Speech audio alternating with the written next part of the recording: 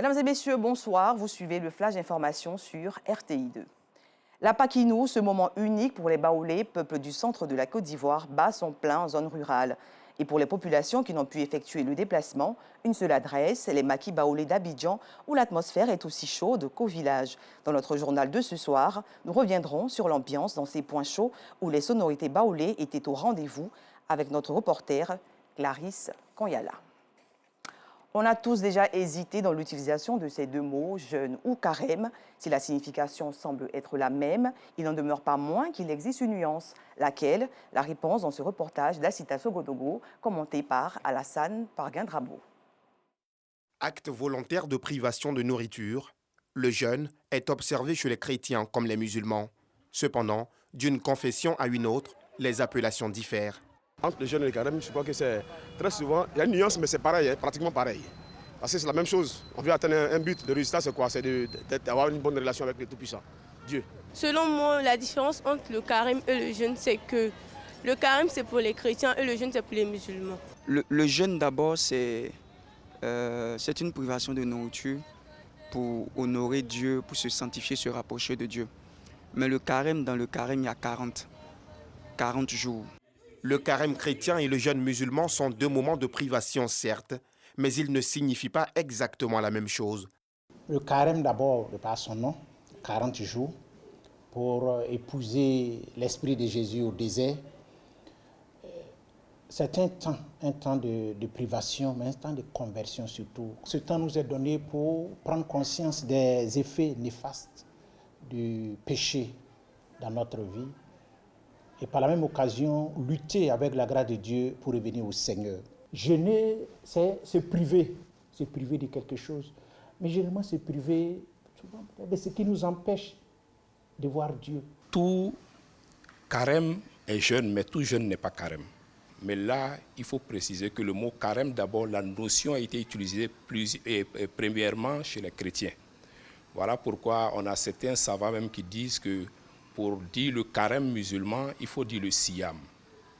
Ça, c'est le type de carême chez les musulmans. Sinon, il faut dire que si le carême veut dire, est déduit du mot 40 chez les chrétiens, chez nous, non, le carême, c'est 29 ou 30 jours, mais l'appellation, c'est par extension que nous avons utilisé cela, ou qu'il a utilisé cela pour appeler le carême musulman.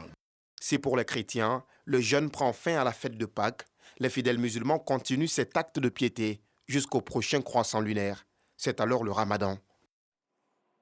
Au Mali, la junte militaire au pouvoir a annoncé ce lundi avoir reçu une nouvelle livraison d'équipements russes constituée de 2 hélicoptères de combat et des radars de surveillance. Pour le général de division Oumar Diarra, chef d'état-major général, ce deuxième lot d'équipements militaires en provenance de la Russie est la manifestation d'un partenariat très prometteur avec l'État russe. Arrêt des opérations sur le terminal de Zouetina et le champ d'Al-Sharara en Libye.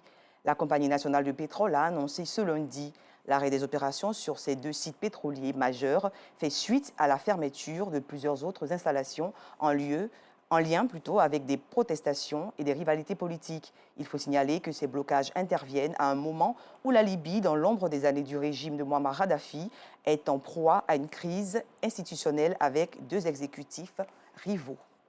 En Somalie, des tirs de mortier ont visé le Parlement somalien aujourd'hui.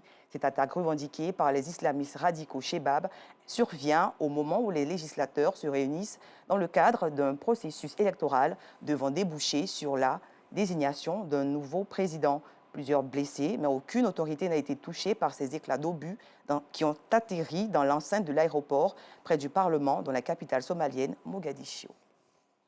En Ukraine, le nombre de morts ne cesse de croître. Au moins 7 morts ont été tués ce jour dans des frappes de missiles russes sur des cibles civiles et militaires à Lviv, c'est dans l'ouest de l'Ukraine. À ce chiffre se rajoutent 11 blessés, dont un enfant.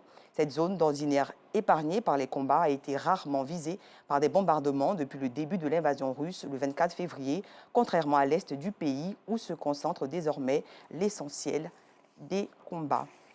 En Chine, 3 premiers décès enregistrés dans la ville de Shanghai. La vague du virus Omicron qui a entraîné le reconfinement de la mégapole aura causé la mort de 2 femmes et un homme dont l'âge varie entre 89 et 91 ans et qui n'étaient pas vaccinés.